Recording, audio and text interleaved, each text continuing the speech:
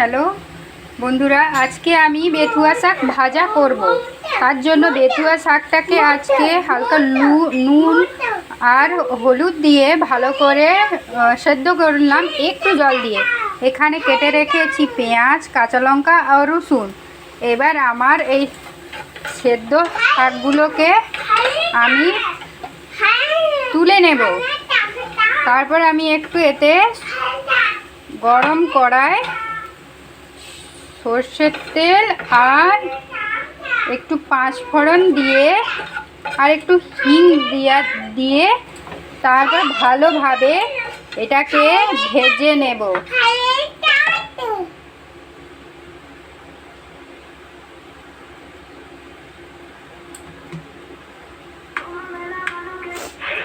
নিয়ে যাও।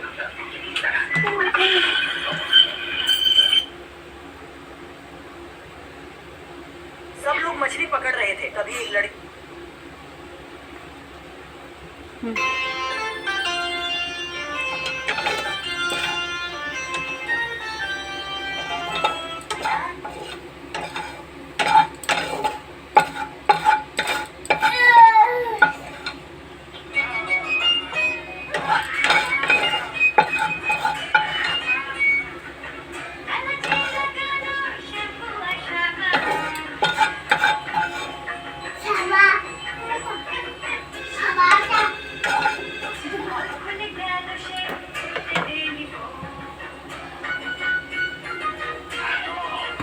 এরপর কড়াইটা গরম হলে এর মধ্যে একটু সরষের তেল দিয়ে দিলাম।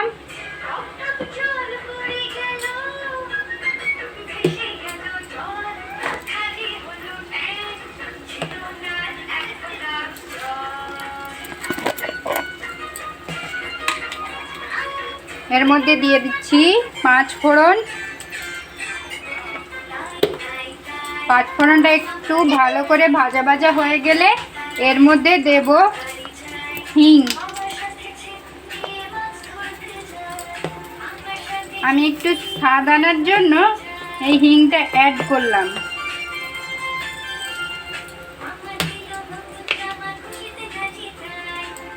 তারপরে এই ফাটানো কাঁচা লঙ্কাগুলো দিয়ে দিলাম।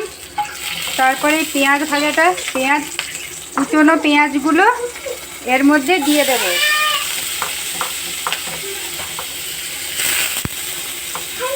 এবার এটা ভালোভাবে নাড়তে হবে। হ্যাঁ বাবা বলো। বলো বাবা। ভালোভাবে নেড়ে এটা লাল লাল করে একটু ভাজতে হবে। ভাজার পরে ওই সেদ্ধ শাকগুলো এর মধ্যে আমি অ্যাড করব।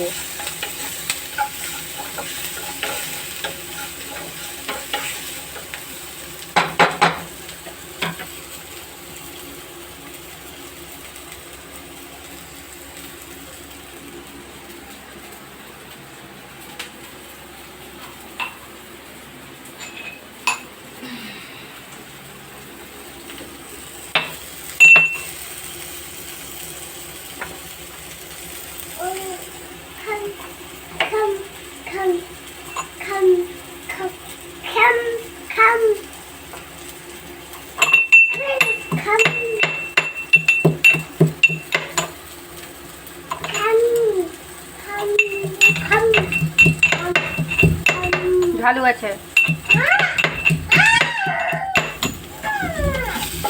এর মধ্যে পেঁয়াজগুলো লাল লাল হয়ে গেছে। এবার বেথুয়া শাকগুলো আমি এর মধ্যে দিয়ে দেব। দিয়ে ভালো করে লাল লাল করে এগুলোকে ভাজতে হবে।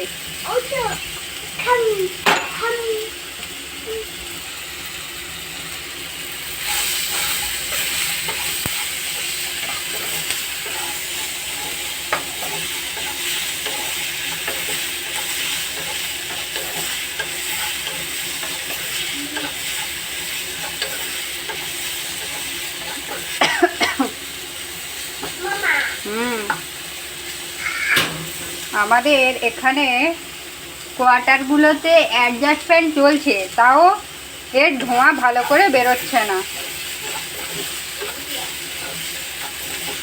অনেক পুরনো কোয়ার্টার, তাই মনে হয় এইগুলো এই অবস্থা হয়ে গেছে।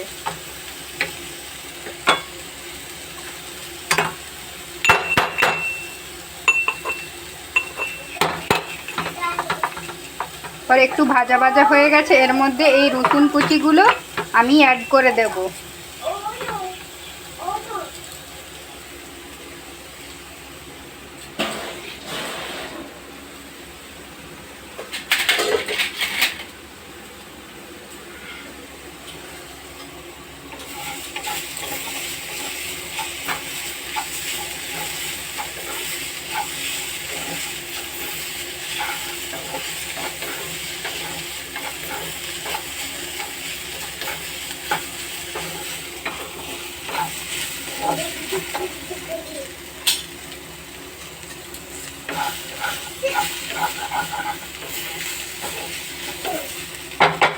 আমার বেতুয়া শাক হয়ে গেছে ভালোভাবেই ভাজা।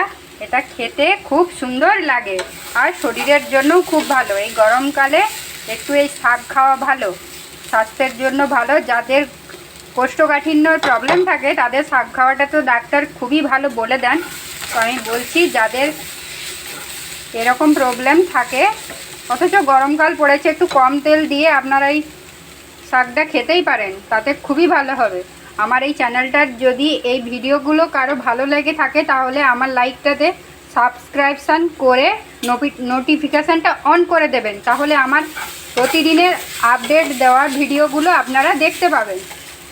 ওকে, বাই বাই, টাটা।